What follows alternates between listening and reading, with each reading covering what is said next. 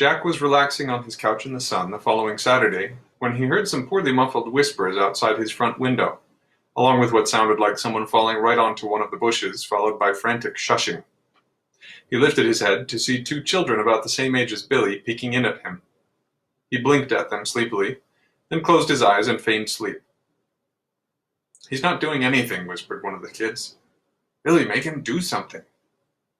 Ah, so Billy was behind this little invasion too, huh? Jack's phone rang. He ignored it. How had that little runt gotten his number in the first place? "Try knocking on the window," said another kid's voice. One of them knocked quickly, then both ducked out of sight. After a minute of silence, Jack heard, "This stinks." "Yeah, Billy, you said he did stuff. All he's doing is sleeping. We could have watched Sean's cat do that. We're out of here." Then he heard Billy whining, "No, wait, guys, I swear I can show you the video." Jack lay listening until the sound of their bickering voices faded into the distance. "I should call the cops on that kid," he thought, "or send his parents a letter or something." But Jack figured that would just stir up more attention than he wanted, so instead he took to being more careful about doing only cat-appropriate things when he had the blinds open, just in case. This solution seemed to work for a while. Each time he caught Billy or one of his friends looking in through his windows, he just did boring, regular cat things until they went away.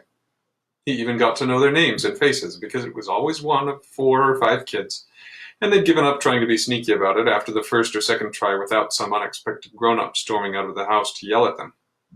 But after a few weeks, other kids started showing up too, some of them much older. "You sure this is the house?" he heard a teenage girl's voice say one day. "Yeah, this kid from my brother's soccer team pointed it out to us when we gave him a ride home from practice yesterday. He showed me the video too, and the cat was literally cooking a hamburger with a spatula. It was like taped to his paw or something. Hold on, I'll send you the link." Jack's heart froze. Billy had put the video online? The teenagers tried the same tricks to get a reaction out of him as the smaller kids had, with exactly the same negative result.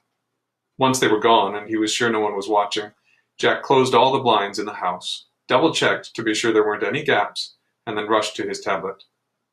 It didn't take him long to find the video. His very first search for "cat cooks hamburgers" brought it up as one of the top results. The video was clearly taken from his kitchen window on the very first night he'd caught Billy spying on him at the front window. And the second half of the video showed him answering his phone twice from that view. That part was much less incriminating, since it looked like nothing more than 1,000 other videos of cats swatting at their owners' electronic device screens. Any kid with a video editing app could have faked it by dubbing one of those videos with a voiceover. But you'd need a lot more skill to fake a video of a cat cooking a hamburger patty with a spatula, turning off the stove, putting the patty on the plate, putting condiments on the patty, eating it, and then washing the dishes in the sink and stacking them to dry on the drying rack. How did I miss him recording me for that long, he wondered as he watched the video a second time with increasing horror. When the video finished, he checked how many views it had. There were only a few dozen at this point. The damage was still minimal, and he might even be able to get the streaming video site to remove the video if he filed a complaint. He hurriedly checked the website's frequently asked questions page, but it only had stuff about complaints regarding invasion of privacy. Presumably that would only apply to a human's privacy. A person would never be able to make a case that he'd somehow been harmed by someone videoing his cat.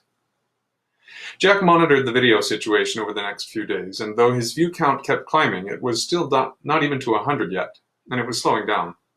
The trickle of children and teens spying on him dried up too, especially once he took to leaving his blinds closed all day, every day. He still got plenty of views of nature on his walks or when he napped outside, but he did find it irritating that he'd become something of a prisoner in his own dark house. Jack had almost adjusted to this new normal when the news crew called. His stomach sank as he stared at the caller ID. "I can't handle this," he thought. "I do not want the news involved." So he just let the phone ring until it stopped. Within a minute or so, he got a notification of a voicemail from the same number. With some trepidation, he listened to it. "Hello, Mr. Jack Weatherby. This is Dan Stevens from Channel 4 in Cleveland. I'd like to talk to you about a video we were sent of your cat. We're planning to do a human interest segment on it and wondered if you'd be willing to do an interview with us. Maybe tell us how you trained it to do all those things in the video. Call me back at this number." "Fat chance," huffed Jack and deleted the message. Little Billy had really crossed the line this time. I should get a restraining order against him. I should bite holes in his bike tires. I should... Jack froze as a bolt of inspiration struck his brain. I should call back that reporter. 3 days later, Dan Stevens from Channel 4 was sitting next to Jack on his couch, recording an interview with Jack's dad, while Jack chewed intently on a cat toy. I'm here with Mr. Ted Weatherby, the trainer of this incredible cat you've just seen in that footage. So, Mr. Weatherby, you're saying you and your son trained Rocky here to do all these tricks so that he could take care of himself while Jack travels on business? That's right, Dan. The cost of kenneling an animal is bad enough, but we were more concerned about the emotional trauma Rocky here would experience if he had to move out of his familiar surroundings. We'd seen videos of cats being trained to use toilets like people do, and so we wondered how far we could take it. Well, it sure looks like you've taken it all the way. Was it difficult to get the cat to handle the stove safely? No, not really. Cats are smarter than little kids when it comes to being safe around fire. They stay away from it. Really, the tough part was getting Rocky comfortable enough with the flame to use it. But we don't force him to. He's got lots of other choices. He just likes a good hamburger. Incredible! Now, Mr. Weatherby, perhaps you could answer a burning question one of our viewers wanted us to investigate.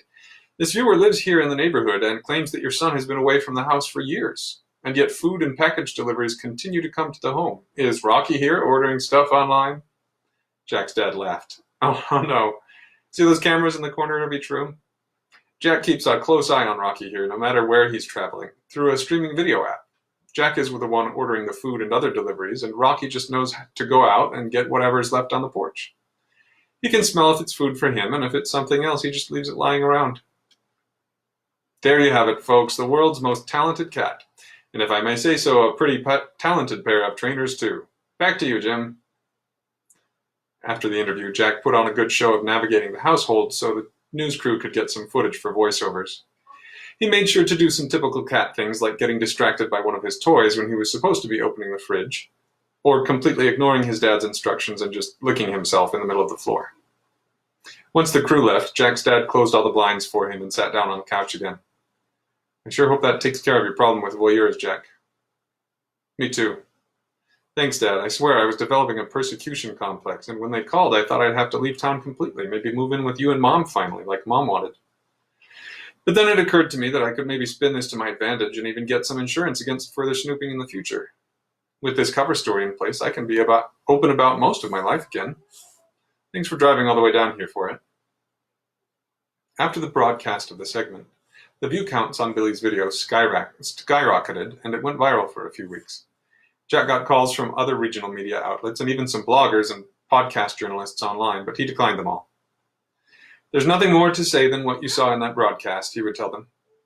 Eventually, the general interest died down and he had peace again. Even Billy left him alone. That's not to say he didn't have a certain enduring celebrity around Amherst. People in the city started noticing him when he went out.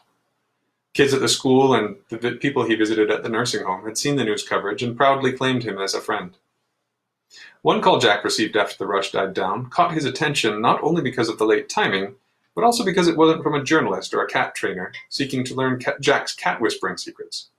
Instead, it was a scientist who said she wanted to study the cat. Hi, this is Dr. Jeanette Skilios from Case Western Reserve University in Cleveland. I study animal intelligence and communication in species like parrots, gorillas, elephants, and dolphins. There aren't a lot of cases in the literature demonstrating a level of intelligence as high as that being exhibited by your cat. So I'm really interested in doing a brain scan, maybe a genome sequence using a DNA sample if you'd allow us to take one, to see if there's some anomaly or mutation that has conferred Rocky with higher than average intelligence for a cat. Anyway, if you're willing, please call me back at this number. Jack didn't call back at first. He ruminated on the offer for several days. This could be a window into what has happened to me, he thought. If there is any scientific explanation for what's happened, and it wasn't all just magic, this could be where we start to figure it out. He talked it over with his parents, too. I think you should do it, Jack, his mom told him on the phone.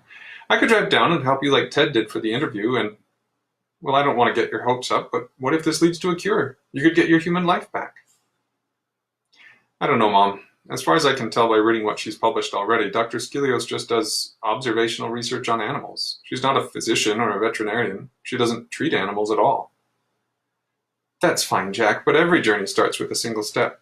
Let's make this connection with her and see where that step leads. Ultimately, his mom's hope for a cure was what led Jack to agree to visit Dr. Skilios. It wasn't that he disliked being a cat in general, but the heartache of being alone romantically still stabbed at him more often than he would ever admit to his parents. The end of chapter 17.